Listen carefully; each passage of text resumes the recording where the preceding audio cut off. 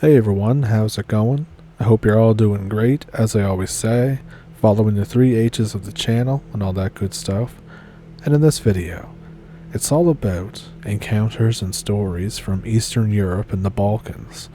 So, if that sounds like something you're interested in, definitely pull up a stump with me, and let's jump into it.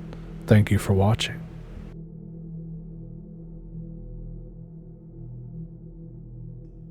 I live in Croatia, and this happened in 2016.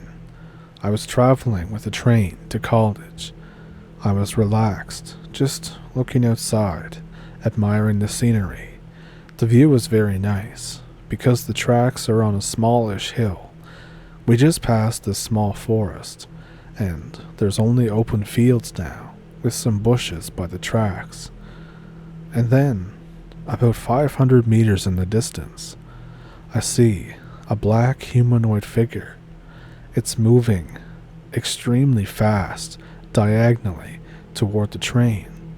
And I mean really fast. In 3 seconds, it crossed half the distance to us, 250 meters. Seeing this thing run was really weird. It felt wrong. It was like it was making the motions of running, but the whole world was moving around it instead of it moving toward the train. It was really bizarre, and I began to feel weird. And then it gets to about 50 meters from the train and starts running alongside. It starts looking at people in the train. I'm the only one who can really see it. As soon as it sees me looking at it, it hits the bushes and doesn't come out. Nobody in the train noticed anything as far as I know. I have no idea what this could be or anything. What kind of thing does this? Any ideas?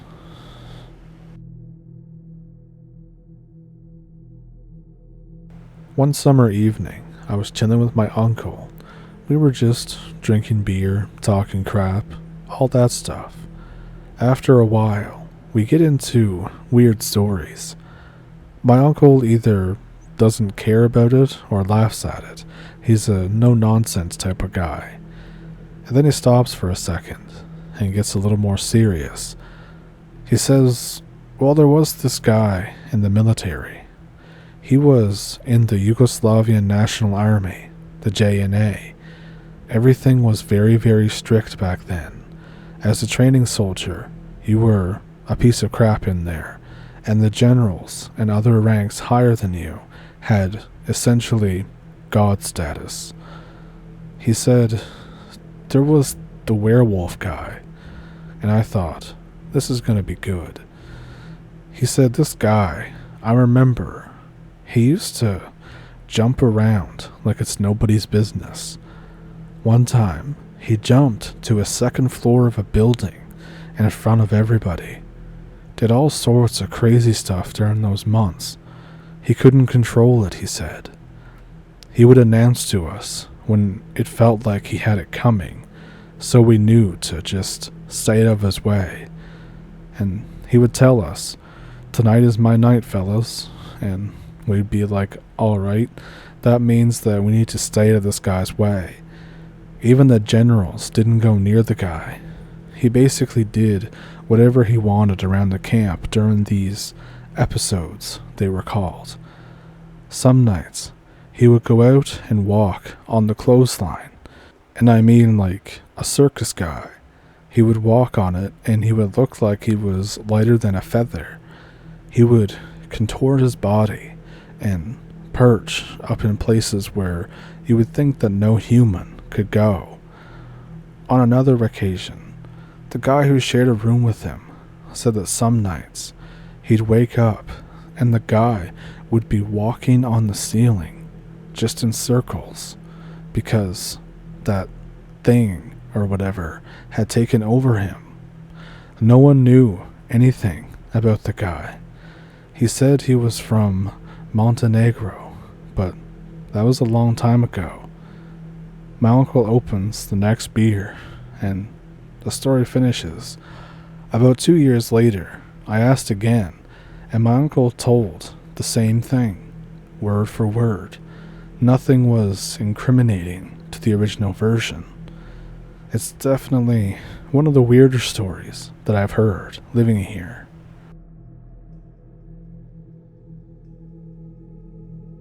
I see that in the West you have stories of werewolves and dogmen.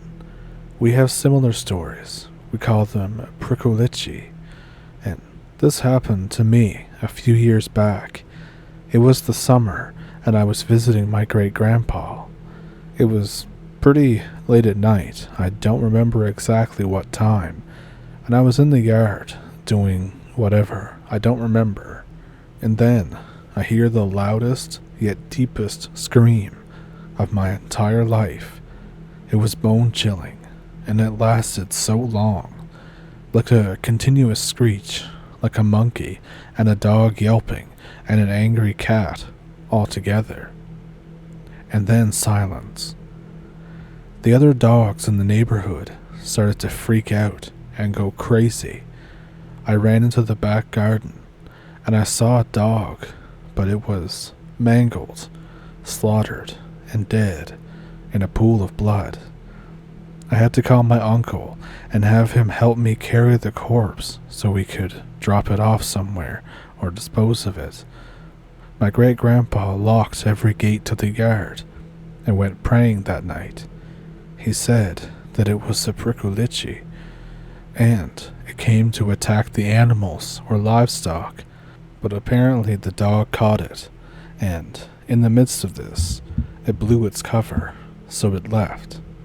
The dog basically gave its life to protect the livestock. There was another incident with the dad of a friend of mine in the village. He was out in the field working that day, and he should have returned at dusk. Of course, he didn't come home. So my friend, his uncle, and his cousin, and myself went looking for him. We found him up in a tree on the side of a road, scared, terrified. He said that a Pricolici had attacked him, but he managed to run away and climb into a tree. He was never the same after that. He got sicker and sicker until he couldn't work anymore. He didn't die, but he looks so old, and he's barely 50. God knows what happened to him, or what infected him. Another Pricolici attacked the horse of a neighbor. I mean, it's a horse. A big horse at that. There aren't exactly many animals that are capable of attacking a horse that big and killing it. Not even a bear will go up close and attack a horseman. So, I don't know what happened. They all do say that it's our version of a dogman or a werewolf, because the horse was found a few days later, dead and half-eaten, but I've never actually seen one. So either they're extremely good at camouflage, or it might be something else. I don't know. But these are our stories in my little town.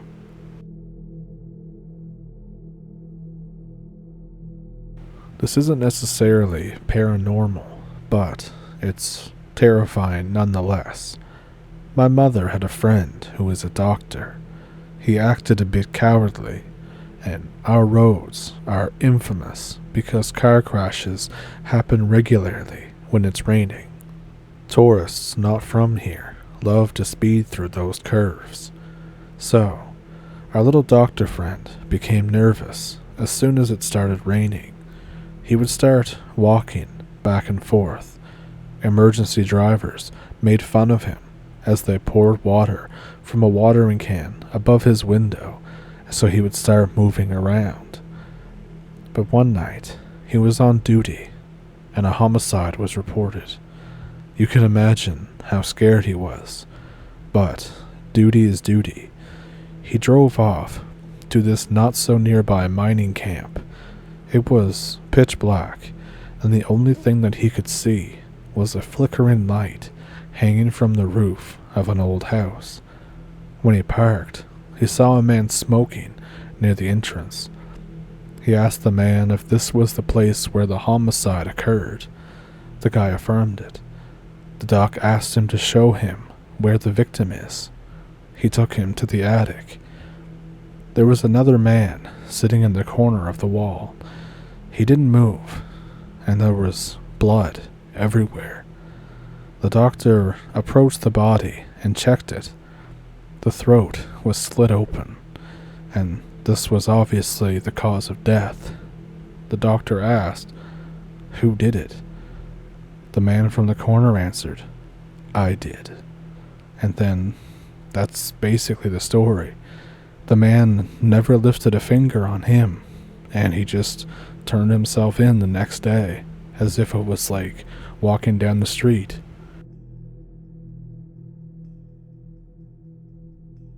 I also am Romanian. I grew up in a remote village in the ass end of the world, right in the Subcarpathians, with forests all around it. Oh, and the village I grew up in was founded by monks, so there's even more spooky stuff going on. My uncle was going home one night, and he had to cross this bridge that's near my house in order to get home. Around 1 a.m., he started to shout at my mother to come out of the house and let him inside, because the devil would not let him pass the bridge. He stayed at our place until dawn, and then he was able to go home. Another family friend was stopped twice at the same bridge. One night he was drunk, and his father told him to get the hell out and go home. He started to cry like a little girl, saying that the devil would do terrible things to him if he passes.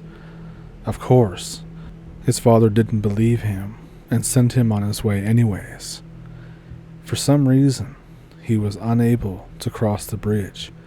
He even waited by the bridge until he was sober and still couldn't pass. It happened to other people as well, and always at night. This one time, we actually saw or found out what was happening. I found out from my mom. She was coming home from my grandpa's. He was ill at the time, and it was nighttime. At some point, she heard a chain moving in the nearby stream. It was a full moon, and you could see everything, almost like it was daylight, but there was nothing in the stream. The water is very clear. She kept making a few other steps, but the sound was getting louder and louder, and at some point, she couldn't walk anymore. It's like her feet were planted, and she was paralyzed. Her feet just stopped taking commands from her brain. She began to pray and tried to run. She fell to her knees and wasn't able to move at all. She began to cry. The bridge began to shake like an earthquake. She could open her eyes and see that everything around was calm. She knew the stories and began to insult the devil to let her go. But then she began to hear horses, armies of horses, coming down the mountain and coming toward the bridge. She began to pray as hard as she has in her entire life, and just as they were getting to her, everything stopped. She was able to move. She was able to stand. She went and ran home and cried herself to sleep that night.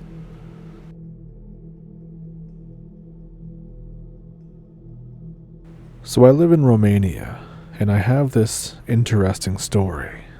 English isn't my first language, so sometimes words aren't going to make sense, so apologies for that.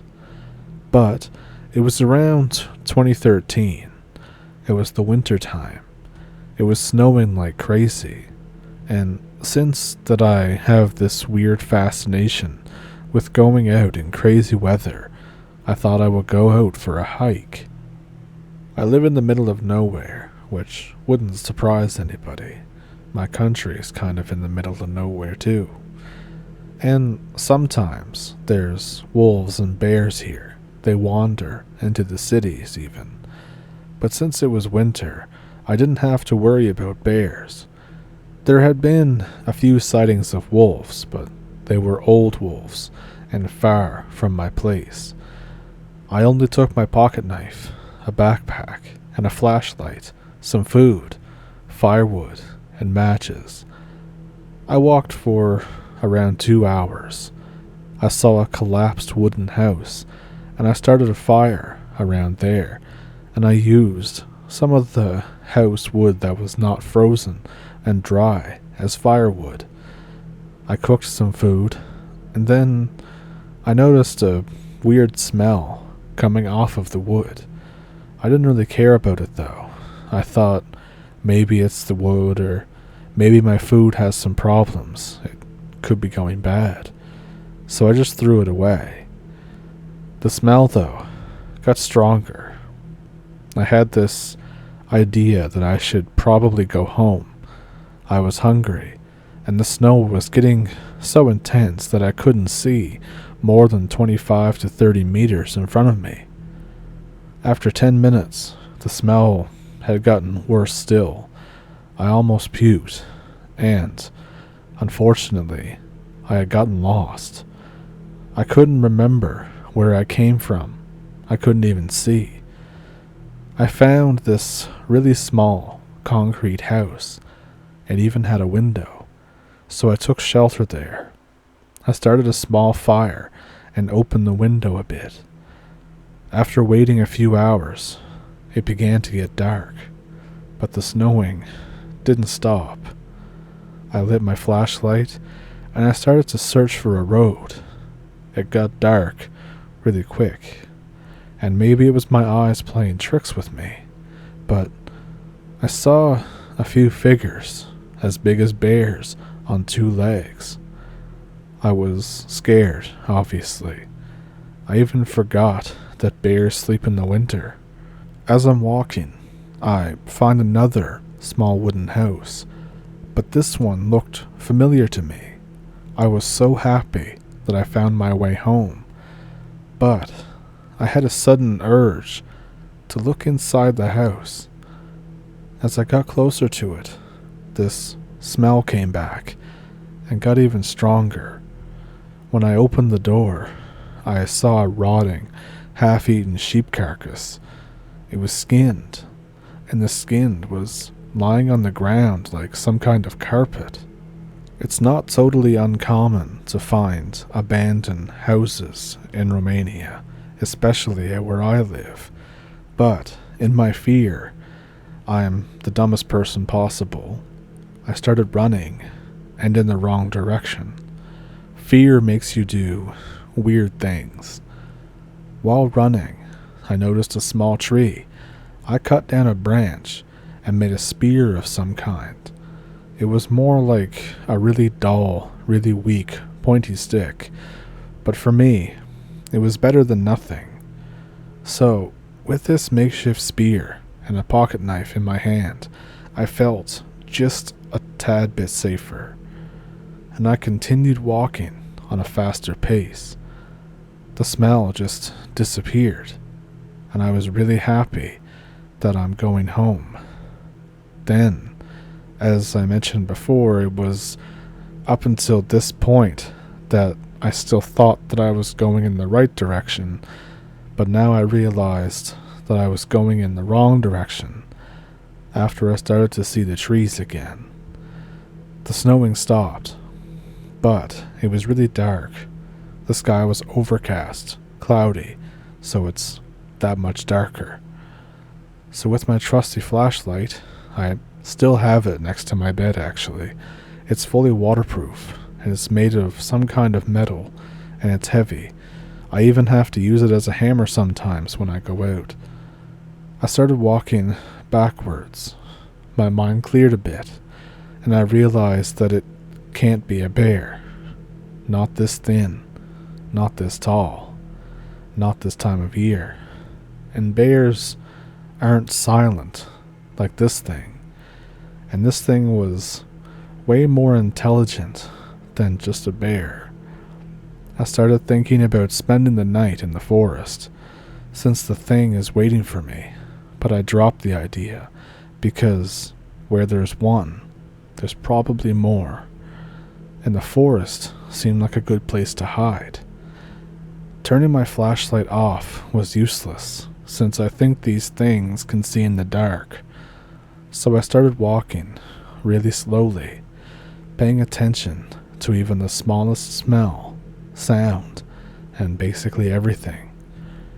I had lots of clothes on me, so I made a few rags, and I secured my knife on the end of the stick, so I can actually stab something if I need to.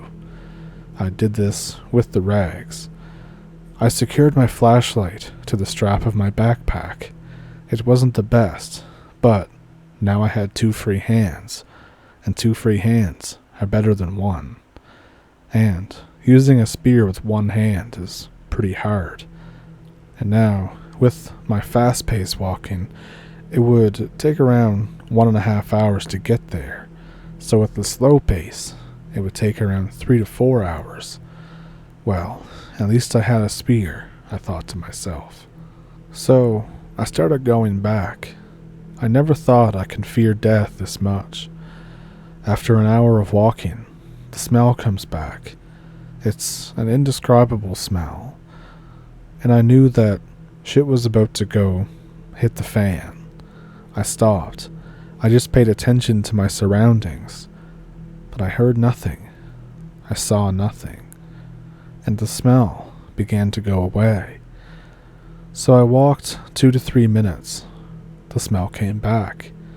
I stopped, and then it stopped. I repeated this a few times, but one time, when I stopped, the smell began to get stronger, and so did my fear. I lost my mind again. I started running, and after some time, I didn't have time to check my watch.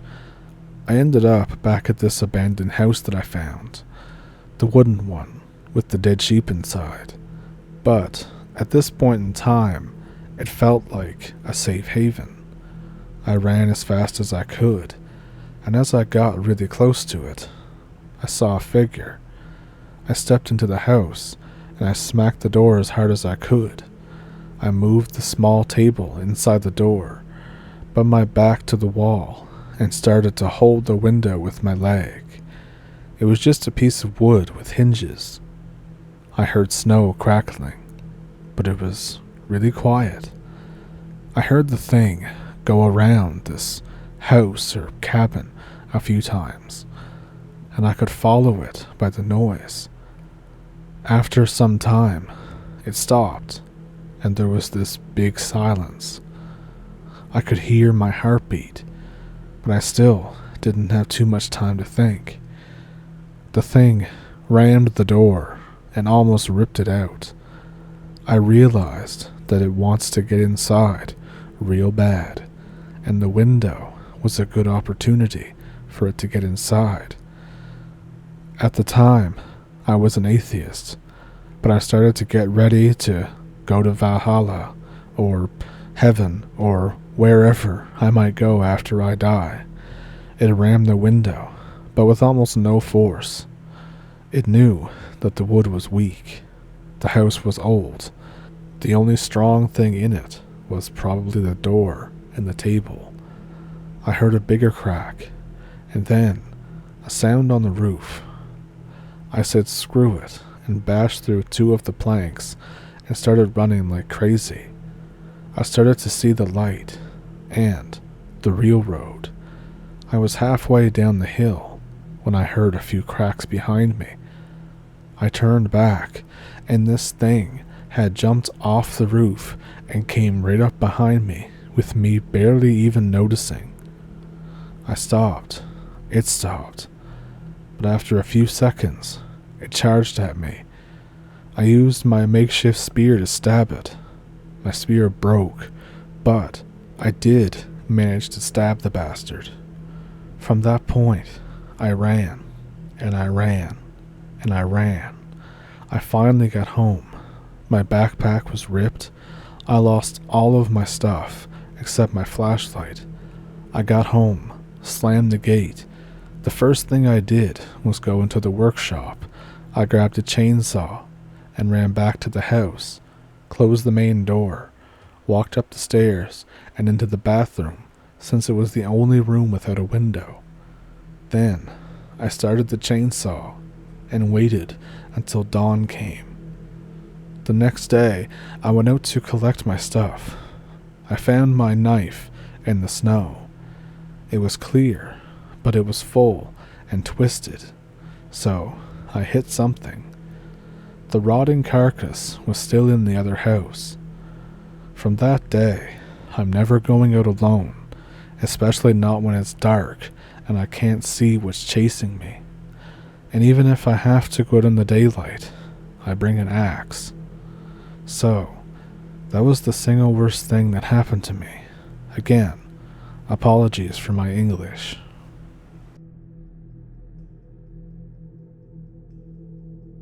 So, what'd you think of those? Let me know which one was your favorite one down in the comments. Do you have one of your own? I have an email in the description below, along with some other links to support the channel. You can do that if you want to, but just watching the video and just liking the video is good too, and commenting as well. And if you're new to the channel, or just want something else to watch, I'm going to put a couple videos up here that you can check out if you'd like to. And with that, I think that I'll thank you for watching, thank you for pulling up a stump, and have a good week. I'll see you in the next one.